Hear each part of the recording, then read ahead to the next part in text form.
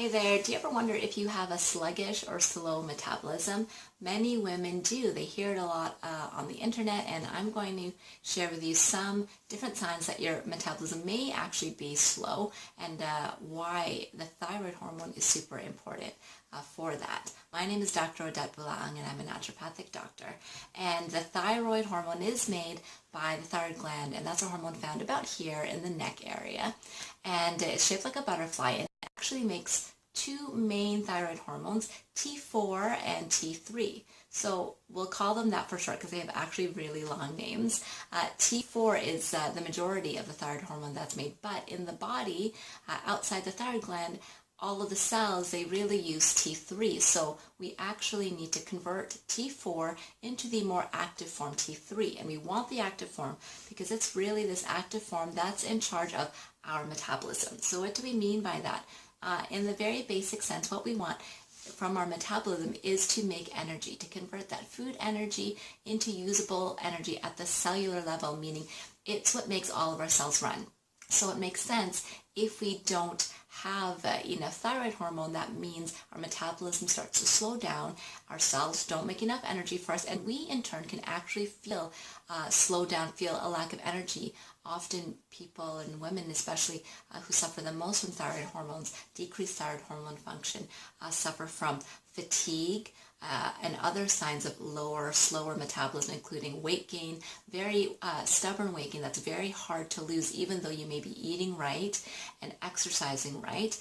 Also a sluggish bowel, so slower bowel movements or constipation, even depressed mood and feeling cold. These can all be symptoms commonly associated with low thyroid function. On the opposite end, you also can have high functioning or high hyperactive thyroid gland function, and this has more to do with symptoms including anxiety, agitation, shakiness, feeling hotter overall and sweaty.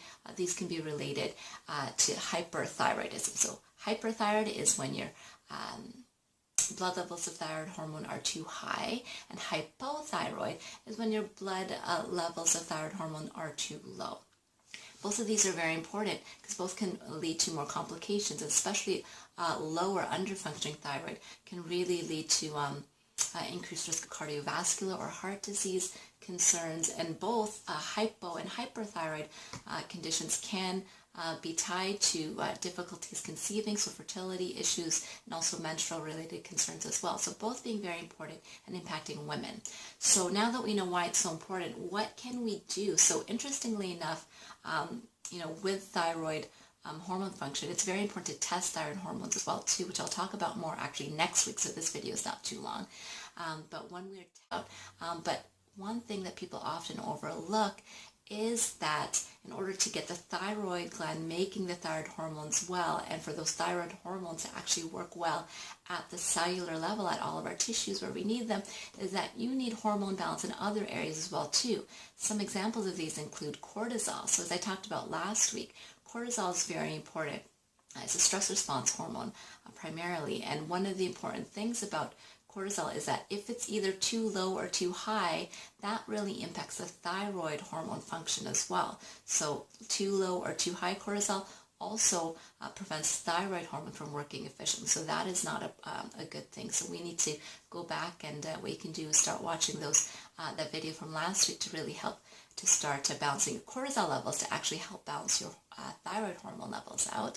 Another hormone that is also tied to thyroid hormone balance is estrogen. So that was the first hormone that I talked about in the first video in this series, so go back and watch that because excess estrogen can actually prevent free thyroid hormone from actually circulating through the body and actually being able to then be used by our cells. So it's not as simple actually as just looking at the one hormone, as you can see, like thyroid hormone. We actually want to look at all these hormones together.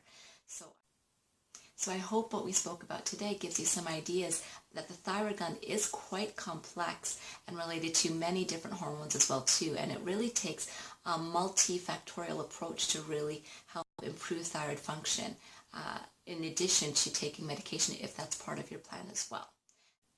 Next week, what we're going to be talking about is testing. So I talked about it a little bit today, but I'm going to go into a little bit more detail about the kinds of testing that are available for the different hormones that I've discussed and which ones might be important for the specific hormones. Have a great week until then, and thanks for tuning in. And I hope that you enjoy the beautiful weather. At least we're having great weather here in Toronto finally, so I hope you enjoy that wherever you are. Take care.